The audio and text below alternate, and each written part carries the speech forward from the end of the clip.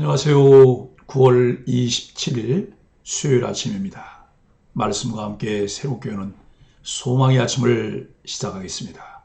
토저는 주님을 경외하는 능력을 상실하면 세속적인 것들에 압도당하게 된다라고 이야기합니다. 사무엘상 2장 22절로 36절까지 말씀을 본문으로 하여 하나님을 멸시한 죄에 대한 책망과 심판이라고 하는 주제로 함께 은혜를 나누기를 원합니다. 이상적인 신앙은 연수가 더할수록 은총이 더해지는 것이라 할 수 있습니다. 사무엘은 자라며 하나님과 사람에게 은총과 기중의 여김을 받습니다. 그러나 엘리의 아들들은 행실이 나쁘고 죄를 책망하는 아버지의 말을 거역해 좋지 아니하니라라는 평가를 받습니다. 하나님을 아는 지식과 하나님을 경외하는 것을 모르면 신앙 연수가 쌓여도 삶의 변화가 없고 영적 불균형에 빠집니다. 신앙생활에 은총의 향기가 덧입혀지는 것은 하나님의 말씀으로 삶을 정돈할 때입니다. 오늘 본문은 엘리가 아들들의 악행을 듣고 꾸짖지만 그들은 아버지의 말을 듣지 않습니다. 반면 사무엘은 점점 자라며 하나님과 사람들에게 은총을 받습니다. 하나님의 사람이 엘리에게 와서 하나님의 심판을 전합니다. 엘리의 두 아들이 한날에 죽어 표징이 되고 하나님은 충실한 제사장을 세우실 것입니다. 제사장이자 사사였던 엘리의 두 아들 홈니와 비느하스는 제사장 직무는 물론이고 윤리적으로도 용납될 수도 씻을 수도 없는 죄를 서슴지 않고 저질렀습니다. 그 때문에 이 집안에 준엄한 심판이 선언되었습니다. 하나님은 종교적인 삶에서나 일상의 삶에서나 하나님을 존중하지 않는, 곧 하나님을 중심에 두지 않는 사람은 용납하지 않으십니다. 이른바 신명기를 바탕으로 한 역사서를 꿰뚫는 가장 중요한 역사기술의 관점 사관이기도 합니다. 그만큼 무한한 하나님의 가치를 중심에 두는 삶을 강조하고 있습니다. 신앙생활하는 사람들이 가볍게 여기고 그냥 간과하고 지나치는 신앙의 가치들이 무엇인가를 생각하며 사고하지 않는다면 중요한 것을 놓치며 신앙생활하게 됩니다. 권력과 기득권을 모두 가진 엘리의 두 아들은 결국 그것 때문에 자신들의 제사장 직무는 물론 하나님의 백성으로서 마땅히 가져야 할 삶의 기본 자세마저 저버렸습니다. 반면 사무엘이 하나님과 사람들 앞에서 점점 더 좋아졌다는 기록은 엘리의 아들들이 점점 더 나빠졌던 상황과 뚜렷이 대조됩니다.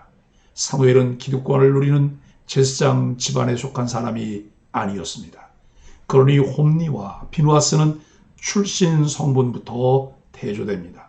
더구나 어린 시절부터 나시린으로서 성소에서 하나님을 섬기는 일에만 전념하는 삶의 모습도 뚜렷한 대조를 보입니다. 사실 가시적인 가치관으로 볼 때 사무엘은 홈니와 비느하스 형제와는 견줄 수 없을 정도로 보잘것없었습니다.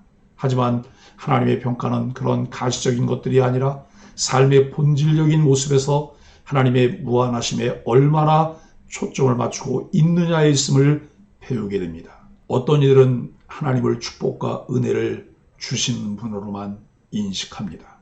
하나님의 책망과 심판에 대해서는 생각하지 않고 자신이 어떠하든 항상 좋은 것 주시기를 기대합니다.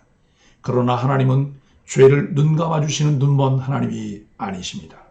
본문은 엘리의 아들들의 악행으로 인한 하나님의 심판을 선언합니다. 그들의 악행에 대한 하나님의 심판의 말씀 앞에 우리의 영적인 모습을 비춰보기를 바랍니다.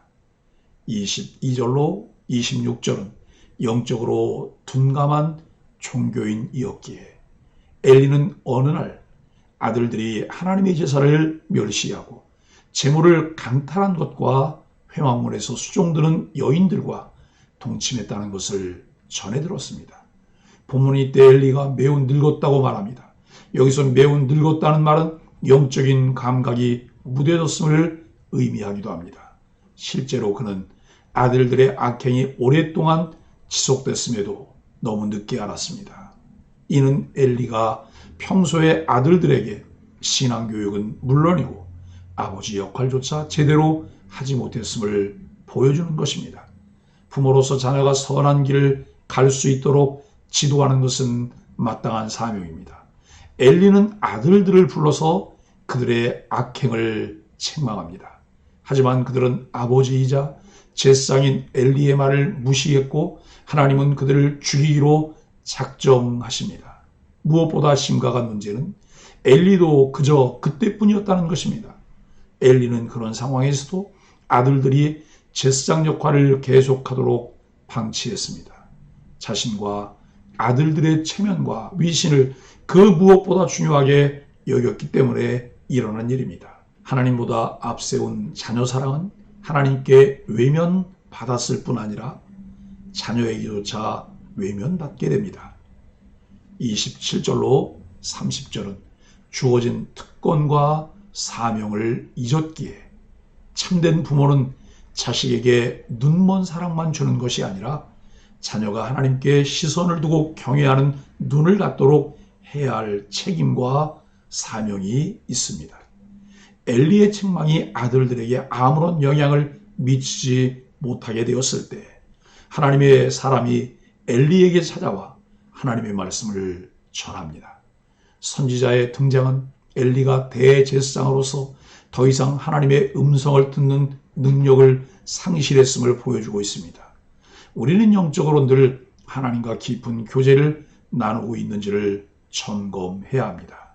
성령의 감동하심과 말씀에 대한 은혜가 사라질 때 그때가 가장 큰 위기임을 깨닫고 하나님과의 교제의 자리로 속히 돌아와야 합니다. 하나님은 엘리 집안의 악행을 낱낱이 지적하십니다.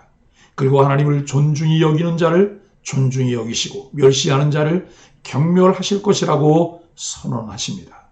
엘리의 죄는 제사장으로 부르신 은혜를 망각한 채 하나님보다 아들들을 더 중히 여긴 데 있습니다. 그러니 그들은 영광의 자리에 앉을 자격이 없습니다. 하나님은 그 조상에게 주신 약속을 철회하겠다고 선언하십니다. 분명 하나님은 영원한 약속을 아론의 집에 주셨지만 하나님을 존중히 여기지 않고 멸시하는 자가 하나님께 존중받을 수는 없습니다. 그 대신 하나님은 당신을 위해 충실한 제사장을 일으키실 것을 선언하십니다. 혈통만으로 하나님의 백성이나 사명자로 인정받을 수 없습니다. 그 중심에 하나님을 존중하고 믿고 섬기는 마음, 그 믿음이 없는 자에게 하나님의 은혜가 주어질 수 없습니다. 하나님을 존중히 여기는 자를 하나님이 존중히 여기신다는 것은 말할 수 없이 놀라운 은혜입니다. 31절로 36절은 충실한 제사장이 대신할 것을 말씀합니다. 하나님은 내 팔과 내 조상의 지팔을 끊어 내 집에 노인이 하나도 없게 하는 날이 이를지라는 말씀으로 엘리 집안의 지위를 폐하실 것을 선언합니다. 팔은 전통을 대대로 이어가는 것을 상징합니다. 따라서 엘리 집안의 그 전통이 끊어질 것이고 후대에 전수할 수 있을 정도로 오래 사는 사람이 사라질 것이라는 선언입니다. 이 예언 성취의 증거는 바로 홈리와 비느하스가 한날에 죽는 것입니다. 하나님은 그렇게 엘리 가문의 제사장 직분을 박탈하시고 대신 충실한 제사장을 일으키시겠다고 선언하십니다. 엘리 집안의 후손들은 새로 세워질 제사장에게 직무를 구걸하게 될 것입니다. 하나님의 은혜를 특권으로 여기고 남용한다면 하나님이 거두가실 때가 이르게 됩니다. 그러므로 은혜는 오직 은혜로 여겨야 합니다. 사랑하는 소망의 가족 여러분, 너무나 혹독하고 무서운 심판의 말씀이지만 심판의 경고가 있다는 것은 아직 기회가 있다는 증거입니다. 심판 경고는 다름 아닌 회개의 촉구인 것입니다. 그러나 엘리와 그의 아들들은 이러한 심판의 경고에도 돌이키지 않았습니다. 하나님의 말씀이 우리 안에 찔림으로 다가왔을 때 곧바로 돌이키시기 바랍니다. 하나님의 책망과 심판의 경고는 하나님의 또 다른 은혜입니다. 하나님을 멸시한 엘리와 사울은 멸망당하고 하나님을 존중한 사무엘과 다윗은 높임을 받았습니다. 하나님은 백성에게 마땅한 길은 하나님을 인정하고 존중하며 정직하게 행하는 것이라고 말씀합니다. 우리가 누리고 있는 것은 모두 하나님이 주신 것이기에 우리가 하나님을 떠나면 사라져버릴 수 있습니다. 보잘것없는 우리에게 큰 은혜를 베푸신 하나님의 사랑을 잊지 말고 우리의 모든 것으로 하나님을 높여드리는 소망의 가족들이 되시기를 예수 그리스도의 이름으로 간절히 축복합니다. 함께 기도하겠습니다. 심판을 예고하시는 하나님, 두렵고 떨림으로 하나님 말씀 앞에 섭니다. 하나님이 덤으로 주신 축복이 우리의 삶의 목적이 되지 않게 하시고 신실함과 경건함으로 죄를 멀리하게 하여 주옵소서. 하나님을 존중하며 하나님 마음과 하나님 뜻을 앞세우는 삶이 되게 하여 주옵소서. 예수님의 이름으로 간절히 기도합니다. 아멘.